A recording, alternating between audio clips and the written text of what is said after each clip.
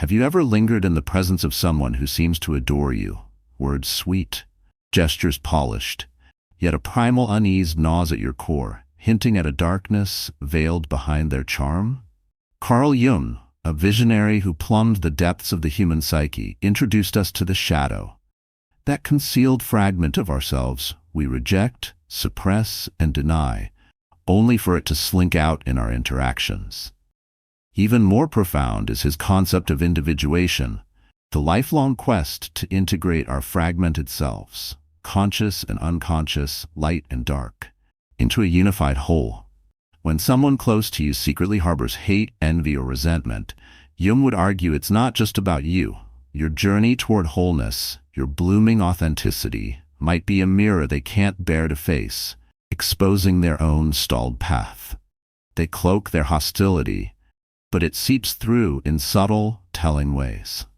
Here are 8 unmistakable signs they're wrestling with a grudge, drawn straight from Jung's psychological tapestry. Brace yourself. Sign 8 is so cunningly elusive it could reshape how you perceive the people you trust most. Let's venture into the labyrinth of the mind and unearth the truth. 1. Sarcasm and contempt. Imagine you're rehearsing for a big speech at work, nerves jangling, and your colleague sidles up with a smirk. "Oh, you'll crush it." Assuming they don't doze off from your monotone. You flinch, and they chuckle. "What? It's just a joke. Lighten up." On the surface, it's playful ribbing, but the sting lingers, sharp and personal. Jung's shadow is the culprit here. That repository of unacknowledged bitterness, shame, or self-doubt they've shoved into the dark corners of their psyche. Sarcasm becomes their vent, a sly way to let those feelings breathe without owning them. But weave in individuation, and the picture sharpens. Your effort to step up, to refine your voice, to claim your stage, marks your progress toward wholeness. A journey they've perhaps abandoned. Maybe they once dreamed of public speaking but faltered, and now your courage rankles them. Jung believed the shadow projects what we refuse to face. Their contempt isn't just about your speech, it's their own insecurities flung at you. Take your sister who snickers, "Nice outfit, did you borrow it from a clown?" every time you dress up for a date. If her jokes always hit your soft spots, your style, your ambition, and leave you shrinking rather than smiling, it's not humor. It's their shadow sneering at your growth, resentful that you're daring to become more while they stagnate. Number 2. Subtle sabotage. Picture this. You're racing to meet a deadline for a school presentation, and your study buddy forgets to text you the group's final notes, leaving you with outdated slides and a frantic scramble. Or your roommate recommends a reliable hairdresser who chops your bangs into a disaster right before a big event. These aren't loud betrayals, just quiet missteps that knock you off balance. Jung's trickster archetype dances here. A mischievous, unconscious imp that delights in chaos, undermining others to shield a fragile ego. But individuation deepens the lens. You're pushed to excel, acing that presentation, shining at that event, mirrors a path they've not dared to tread.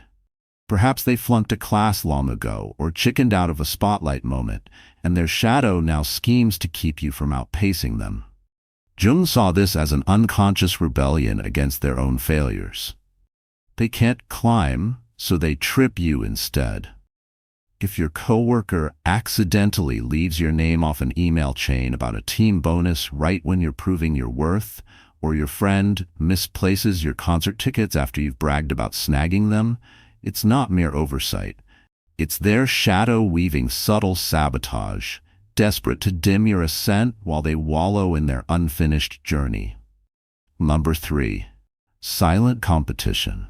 You finish a grueling month-long fitness challenge, dropping 10 pounds, and share it with your gym friend.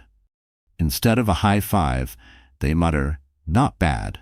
I lost 15 last year, though. Cardio's the real test." Or you show off your new guitar skills at a family gathering, and your cousin strums a louder tune, boasting, "I've been playing since high school. Check this riff." It's not an outright duel, just a sneaky tug-of-war for glory. Jung's individuation is central. Your strides toward wholeness, sculpting your body, mastering a skill, cast a harsh light on their inertia. The hero archetype in their shadow yearns to conquer, but they've not faced their own dragons, laziness, fear, or self-doubt, so they joust with you instead. They can't admit they're threatened by your growth. It's too raw, too humiliating. Jung argued that such rivalry stems from an unintegrated psyche. Your progress reminds them of what they've left undone.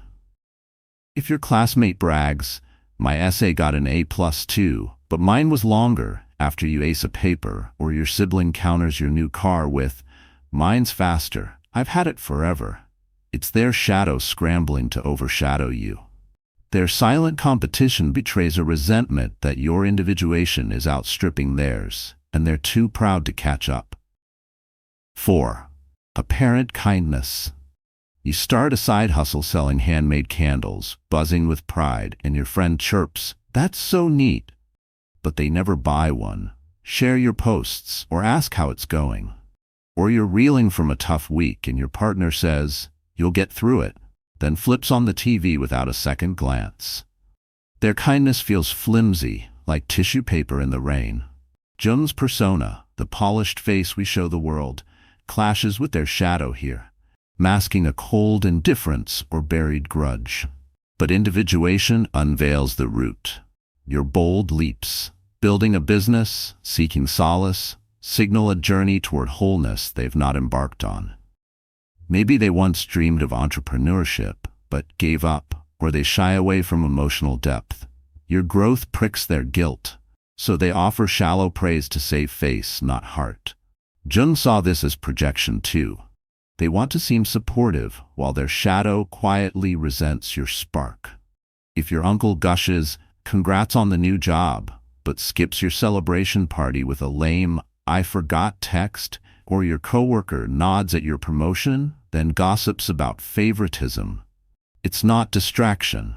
It's their shadow begrudging your progress while they cling to a static self. 5. Care and control. Your mom hovers as you pack for a solo trip. "Don't go there. It's dangerous. You'll get lost without me. Just stay home. I know what's best." It's draped as concern, but it feels like a cage. Or your boss guides your every move at work. "Redo this. I'll show you the right way," eroding your confidence with every helpful tip. Jung's mother archetype can turn sinister, shifting from nurturer to domination, and individuation explains why. Your quest to break free, traveling alone, owning your role, threatens their stalled path. They've not wrestled their own fears of chaos or irrelevance, so they bind you to keep their world intact. Jung believed this control reflects an unintegrated shadow. They project their inner turmoil onto you, fearing your independence exposes their own lack of it. If your friend insists, "Don't date him, I'm protecting you," yet guilts you into canceling plans, or your spouse nags, "You're not ready for that raise, let me decide," it's not love. It's their shadow clutching at power, terrified your wholeness will leave them behind. 6. Criticism and gossip. You land a solo in the choir, and your fellow singer whispers to the group, "She only got it because she's the director's pet," despite your months of practice. Or your neighbor gripes to the block, "He's showing off with that fancy grill, probably in debt after you host a barbecue." They dodge direct confrontation, opting for backstabs and snipes. Jung's projection is at play. They can't face their own flaws, jealousy, mediocrity, so they plaster them on you. But individuation digs deeper. Your achievements, singing out, grilling with pride, mark your journey to wholeness, a stark contrast to their inertia. They've not integrated their shadow, so they lash out, tarnishing you to soothe their wounds. Jung saw gossip as a coward's tool, a way to dodge self-reflection. If your coworker smirks, your report's fine, but it's no masterpiece, then spreads rumors you kissed up for praise. Or your aunt nitpicks your haircut. Too short, you look silly. While trashing you to cousins, it's their shadow at war. They resent your growth because it mirrors what they've failed to cultivate. 7. Resentment toward your success.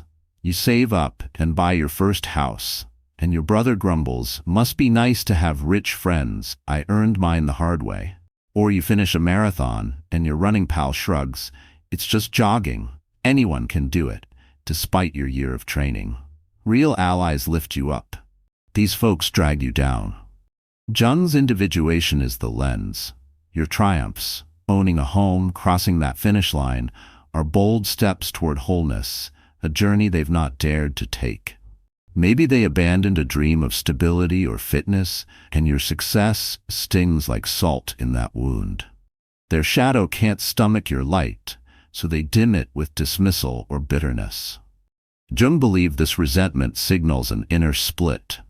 They've not reconciled their potential with their reality. If your friend snaps, "Your art show's overhyped, I've seen better," after you sell a painting, or your dad sighs, "College isn't that hard, my day was tougher," when you graduate, it's not critique, it's their shadow seething at your individuation outpacing theirs. 8 hidden details. You nail a dance audition and your teammate says, "Awesome," but their smile freezes, eyes darting to the floor as their foot taps nervously. Or you gush about a new romance and your friend nods, "He sounds great," yet their shoulders stiffen, voice flattening mid-sentence. Words lie, bodies don't. Jung insisted the unconscious betrays us. The trickster in their shadow crafts a mask, but gestures crack it open. Individuation ties it together. Your wins, dancing center stage, falling in love, mark your path to wholeness, a glaring reminder of their standstill. Perhaps they've shied from the spotlight or dodged vulnerability, and your joy twists the knife. Jung saw these microsignals, clenched fists, forced laughs, avoided gazes, as the shadow's confession. If your coworker praises your sales pitch but grips their coffee mug too tight, or your sibling hugs you for a promotion but pulls back fast with a blank stare, it's there. A flicker of hate. Your gut catches it. Your own unconscious reads their silent script, sensing the rift between their mask and their truth. A Jungian reflection. Carl Jung's genius unveils these signs as more than petty slights. They're echoes of a fractured psyche.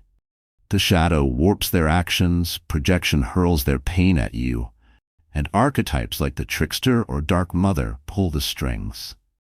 But individuation is the beating heart, your march toward wholeness. Your auditions, your marathons, your candles can unsettle their unfinished soul, igniting hate they can't name.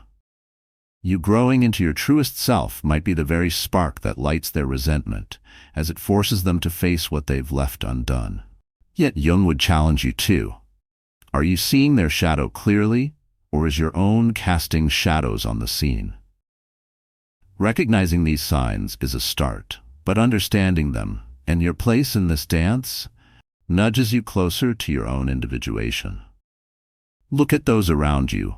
Who's cheering your journey and who's quietly cursing it?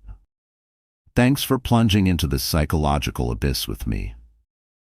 Have these signs flickered in your life? Let's keep unraveling the mind's mysteries together.